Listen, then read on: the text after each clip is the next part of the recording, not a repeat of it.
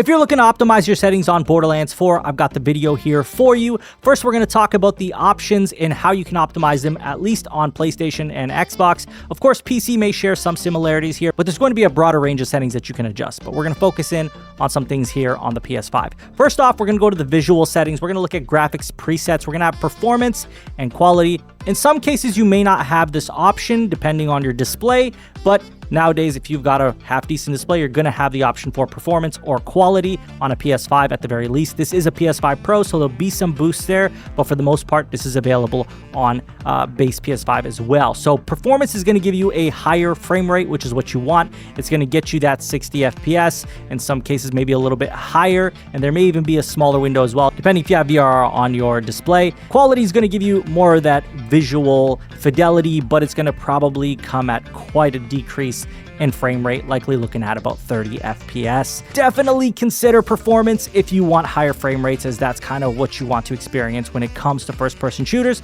But for those that don't care, go ahead and hit up quality, I guess. Next, we're looking at the audio settings, and you want to go down to basic, and the first thing you want to hit up is that audio preset. So if you've got a good sound system, you've got a nice set of headphones, hi-fi is definitely the one you want to go for. Otherwise, I would definitely look at balance if you're using basic speakers to give you a better balance for the audio. Obviously, there are a couple other things here as well that you can look at, but those are the two that I kind of looked at as the main two options to optimize your experience. If you're looking for that Borderlands, classic Borderlands experience, consider colorful realism, as that's kind of supposed to give the Borderlands experience that you've come to know. And next, you want to look at controls. We've got basic, advanced, and then obviously the DualSense wireless controllers where you could adjust the buttons that you could use. But first, we're going to look at basic controls, and we're going to look at the look sensitivity. So the default look sensitivity is probably slow for some people, and it might be perfect for some people. This is a situation where you're going to want to adjust it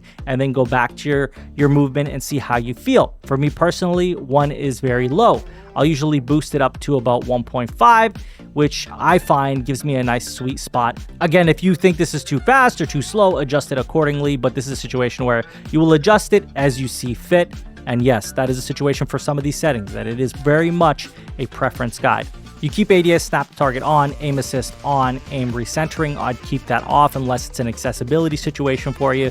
And that's kind of all we have here under basic settings. Next, we have dead zones, which can be adjusted to our liking, obviously. This is not a competitive shooter, so you don't really need to go crazy on the dead zone optimization. But if you really wanted to, you could do that. The lower your numbers are on these dead zones, the faster your reaction will be on the sticks. So if you push it a little bit, it'll react faster, whereas if there's a greater dead zone, the stick needs to be pushed more in order for it to respond. So you'll reach maximum push faster with a lower dead zone. Again, I don't think this is necessary, but for those who are really particular about this, then I would say go for it. And that kind of goes for everything here as far as dead zones goes. Same with the right stick.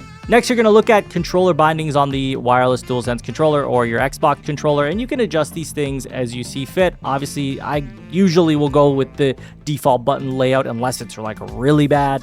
In this case, it's pretty standard. Next, we're looking at gameplay. We've got our typical, options with censoring the gore, which I don't see why you would want to do that unless you've got certain triggers. And then we've got our typical show menu tutorials. I usually just keep this all the same. I mean, the one thing that you could consider is the echolocation path visibility duration. Maybe you want to make that longer, but generally speaking, I think medium is just fine. I would definitely play it at medium, see if that's fine, and then if you find it needs to last a little longer, just switch it over to long. Then we've got reticle position, which can either be set to offset or centered. I mean, most games I'm pretty sure have them centered, so if you find the offset look kind of weird, you can switch it over back to centered and see if that does it for you. Then we've got compass and radar, and you're going to get less of a detailed look with the compass, but with radar, you're going to get a better look at where enemies are. So I personally like radar, but compass is a lot cleaner on the HUD, so you may want to go with compass if you want a cleaner look. But if you want more detail, more information, radar may be the way to go for you. So consider those two things. Again, this is not a competitive game, so I don't imagine that this is going to be super impactful for people's gameplay experiences. It's more so just preference at that point. And lastly, we have the accessibility tab. I don't see anything under basic that I would change. Under audios and visuals, damage numbers may be something that you want to turn off if you want a cleaner experience, but it is kind of like an RPG, so in a lot of senses, you probably want to keep that on to see how much damage you're doing. But if you want a cleaner display, you can always turn off damage numbers. Then we have the gameplay tab under accessibility, and you're going to want to take a look at a few of these things. Enabling vibration. I would leave that personally on, but there's a lot of people who find that they play better with vibration off, but again, not a competitive shooter, so I'd keep it on. The adaptive triggers.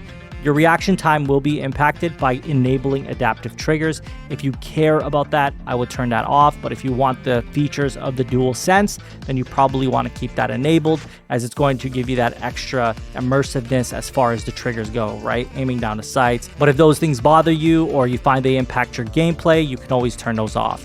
Most people like the immersiveness, but then there are those who actually do not like the adaptive triggers. This is one way to turn them off. And under movement, the one notable thing I would definitely look at is the mantle with forward. So instead of having to initiate it, it'll just happen if you have mantle with forward. So if you're moving forward and there's an obstacle, you can just climb over top or mantle over top of it, and that is an option. But then again, it doesn't give you that pure customization precision in your movements. It's more so just to make it one less button press. And those are basically all the options that we have as far as the deep settings go. I know there's a lot here that's pretty much up to preference, and it just is, but it's knowing about them and knowing how they impact you when you make the changes that are very important. Now, lastly, I want to talk about difficulty settings because it is very important.